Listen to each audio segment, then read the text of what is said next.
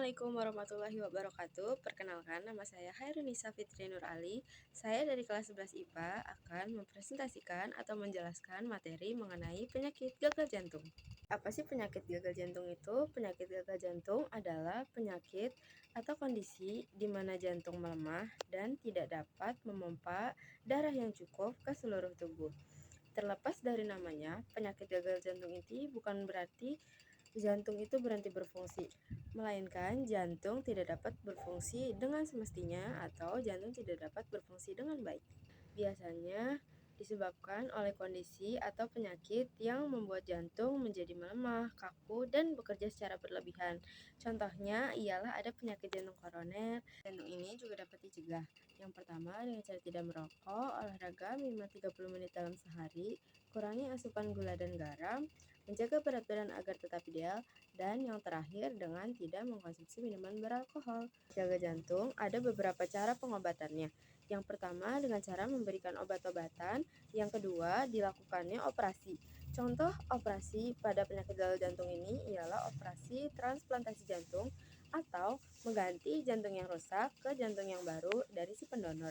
Yang ketiga ialah pemasangan implan. Sekian materi yang dapat saya berikan. Semoga bermanfaat. Wabillahi taufiq wal hidayah. Assalamualaikum warahmatullahi wabarakatuh. Terima kasih sudah menonton. Assalamualaikum warahmatullahi wabarakatuh. Perkenalkan, nama saya Akmal Syawali, saya dari kelas 11 IPA dan saya berasal dari kelompok 3. Dan di sini saya akan menjelaskan tentang apa itu penyakit jantung koroner.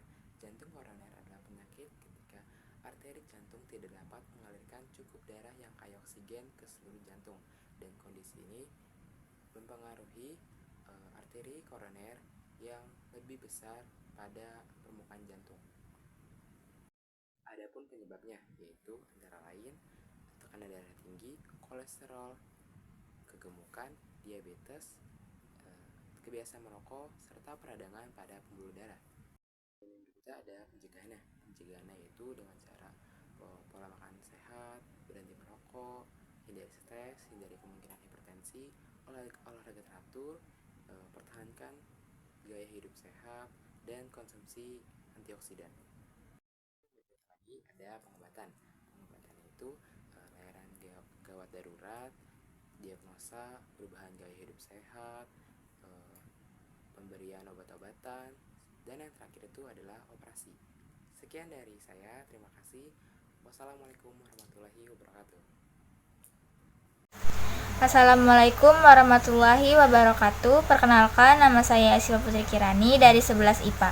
Saya akan menjelaskan tentang penyakit aritmia. Apa sih itu aritmia? Aritmia adalah gangguan kesehatan yang terjadi pada irama jantung. Kondisi ini terjadi karena impuls elektrik yang berfungsi mengatur detak jantung agar tetap normal.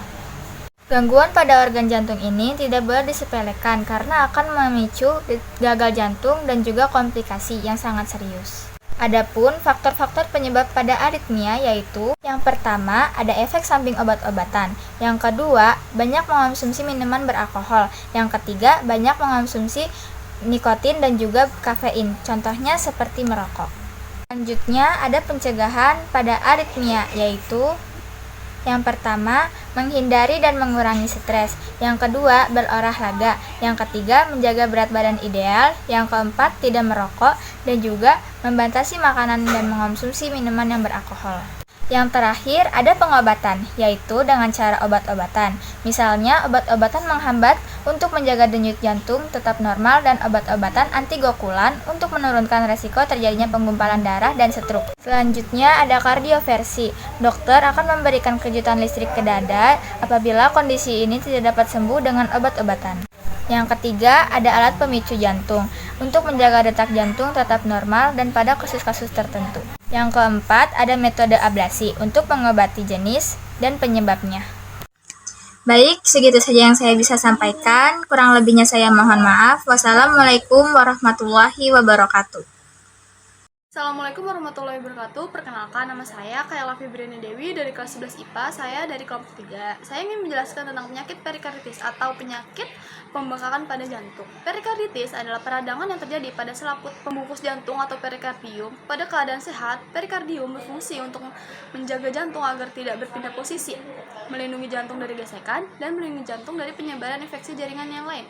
Perikarditis lebih banyak dialami oleh laki-laki dan pada usia 20 hingga 50 tahun. Diagnosis dan peradangan yang tepat dapat membantu mengurangi risiko komplikasi dari perikarditis. Oke, penyebab perikarditis yaitu infeksi bakteri, infeksi virus, kanker dari organ lain yang menyebarkan ke perikardium, serangan jantung, cedera pada daerah dada pasca operasi jantung, penyakit autoimun seperti lupus dan rheumatoid arthritis. Radioterapi di daerah dada terutama pada terapi kanker payudara dan paru-paru. Oke, pencegahan perikarditis. Beberapa upaya yang dapat dilakukan untuk mencegah perikarditis antara lain melakukan pemeriksaan rutin terkait kondisi kesehatan jantung, mengikuti anjuran dokter jika sedang mengalami pengobatan jantung, menghindari aktivitas dan pekerjaan berat yang dapat memicu perikarditis, rutin mencuci tangan agar terhindar dari infeksi virus, menghindari kontak langsung dengan mengidap infeksi virus.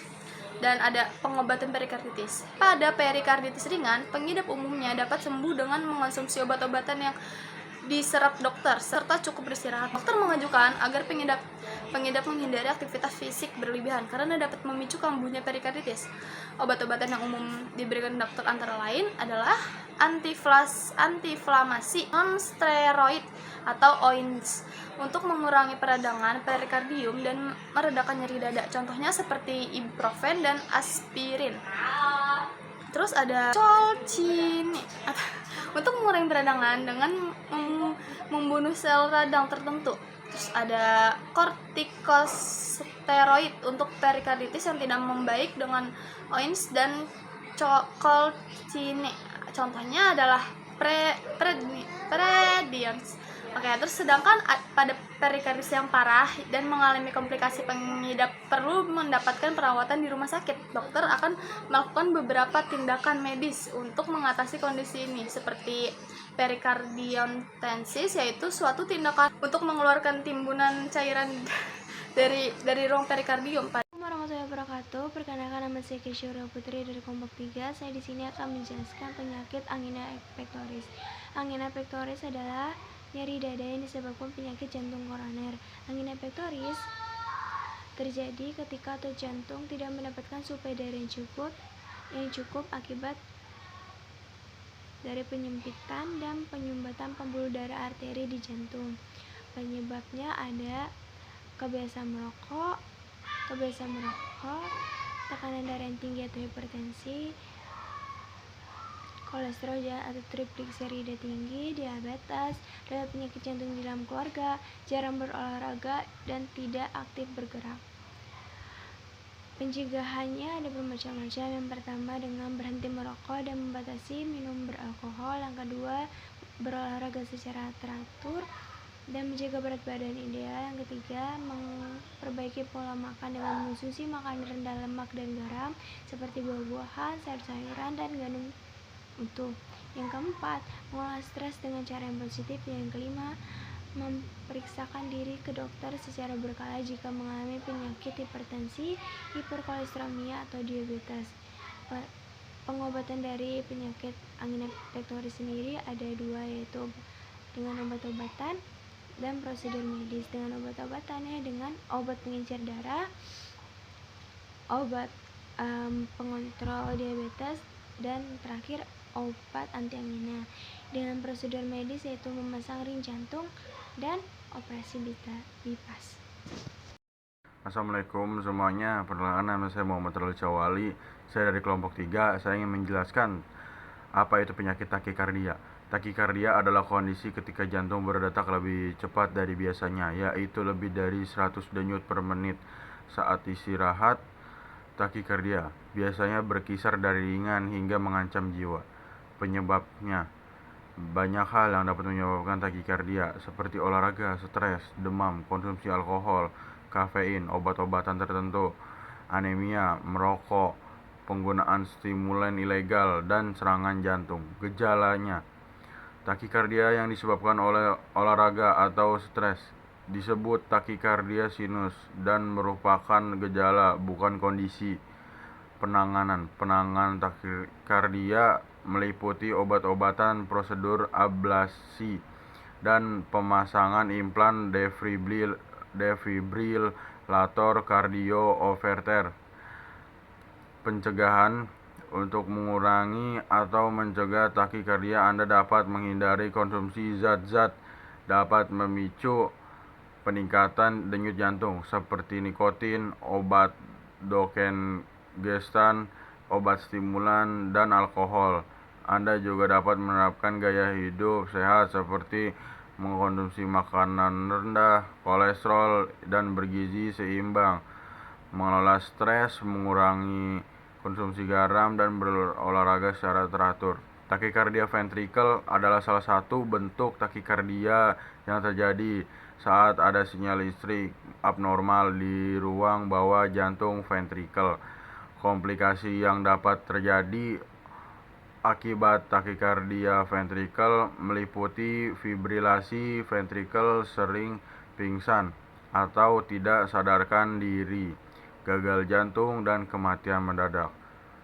Mungkin itu saja yang dapat saya bisa simpulkan. Bila ada kata yang kurang atau yang salah, bisa dimaafkan. Assalamualaikum warahmatullahi wabarakatuh. Perkenalkan, nama saya Rifazil Kram dari kelas 11 IPA. Jadi pada kesempatan kali ini saya akan menjelaskan sedikit tentang materi atau penyakit yang bernama heart valve disease. Jadi apa sih yang disebut penyakit heart valve disease? Yaitu heart valve disease atau yang bisa disebut sebagai penyakit katup jantung adalah kondisi di mana ketika katup jantung tidak berfungsi dengan baik sehingga aliran darah dalam jantung menjadi tidak lancar. Penyakit ini dapat terjadi pada satu atau lebih dari 4 katup jantung, yaitu amitral, triscupidalis, pulmonalis, dan aorta. Jadi, apa sih penyebab gangguan atau penyakit ini? Ya, penyebab katup jantung adalah ketika katup jantung tidak dapat membuka atau menutup dengan sempurna. Hal ini bisa terjadi karena beberapa faktor, yaitu faktor bawaan, usia, genetik, atau infeksi. Lalu ada pengobatan. Apa sih pengobatan yang dapat dilakukan untuk mengatasi masalah ini? Yang pertama adalah mengonsumsi obat-obatan. Dan kedua, operasi. Dan yang ketiga adalah mengikuti prosedur lain untuk memperbaiki dan menggantikan katup jantung yang telah rusak. Lalu yang terakhir ada pencegahan. Pencegahan yang dapat dilakukan adalah yang pertama, rutin berolahraga. Yang kedua, menjaga berat badan ideal. Yang ketiga, menghindari rokok. Dan yang keempat, menjaga pola makan yang baik. Ya, mungkin hanya itu yang dapat saya sampaikan. Selebihnya saya minta maaf bila ada salah-salah kata. Semoga apa yang telah saya sampaikan ini bermanfaat untuk kalian. Saya akhiri. Wassalamualaikum warahmatullahi wabarakatuh. Bismillahirrahmanirrahim. Assalamualaikum warahmatullahi wabarakatuh. Perkenalkan, nama saya Nazul Sarafadia, ingin menyampaikan materi yang berjudul penyakit kardiomiopati. Kardiomiopati adalah kelainan penyakit jantung yang ditandai dengan melemahnya otot jantung untuk memompa darah. Penyebab penyakit kardiomiopati disebabkan oleh hipertensi atau tekanan darah tinggi, memiliki riwayat penyakit jantung, dan lain-lain. Penyakit kardiomiopati tidak dapat dicegah jika penyakit itu dari genetik. Pengobatan penyakit kardiomiopati tergantung pada pasien. Penderita penyakit kardiomiopati ringan dianjurkan untuk menerapkan pola hidup sehat, yaitu mengonsumsi makanan bergizi, berolahraga, tidur yang cukup, dan lain-lain. Sekian materi dari saya, Nazul Sarafadia. Wassalamualaikum warahmatullahi wabarakatuh. Assalamualaikum warahmatullahi wabarakatuh. Nama saya Rizky Novinuswandi dari kelas 11 IPA. Di sini saya akan menjelaskan tentang endokarditis. Endokarditis adalah peradangan pada endokardium, yaitu lapisan dalam jantung yang melapisi katup jantung. Disebabkan oleh infeksi bakteri yang masuk ke dalam aliran darah dan menempel pada katup jantung atau area jantung yang rusak. Penyebabnya terjadi ketika kuman masuk ke aliran darah dan bergerak menuju jantung. Kuman tersebut lalu menempel di katup jantung yang mengalami gangguan atau di jaringan jantung yang rusak. Selanjutnya, kuman tersebut akan berkembang biak di lapisan dalam jantung. Kuman penyebab endokarditis dapat masuk ke aliran darah melalui gigi yang berlubang atau infeksi pada rongga mulut, infeksi di kulit, infeksi menular seksual, atau infeksi di saluran pencernaan. Cara pencegahannya yaitu yang pertama menjaga kebersihan gigi dan mulut, yang kedua memeriksakan diri ke dokter gigi secara teratur, yang ketiga menghindari perilaku yang dapat memicu infeksi, yang keempat melakukan pemeriksaan rutin ke dokter.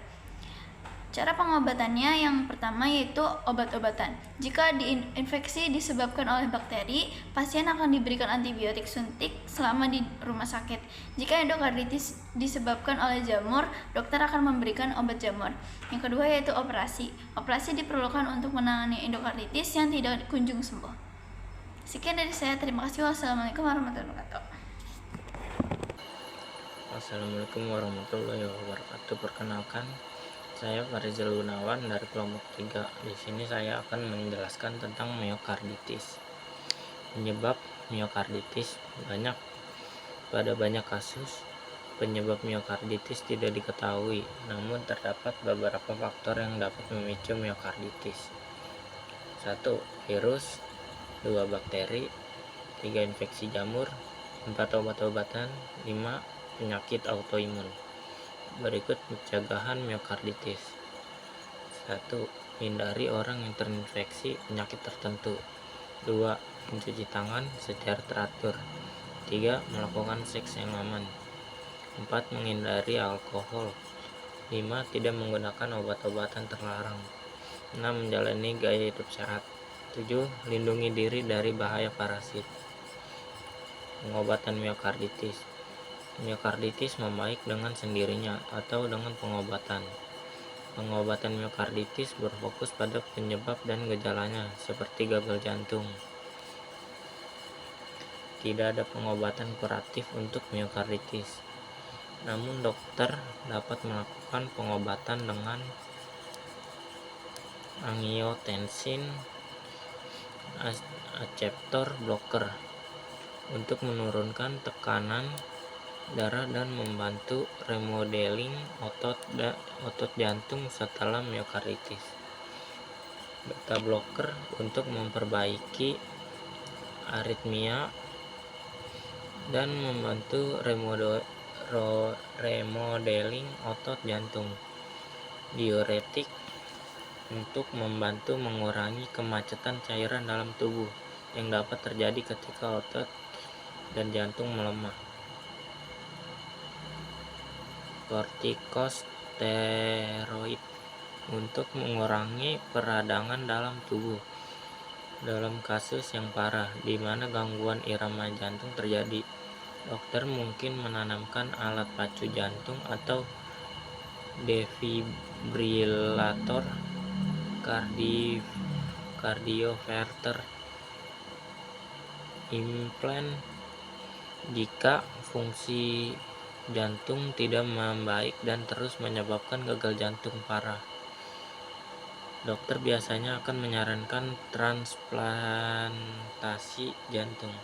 Dokter mungkin juga merekomendasikan perubahan gaya hidup yang bisa diterapkan di rumah selama masa pemulihan, mencakup perubahan pola makan sehat dan rendah garam.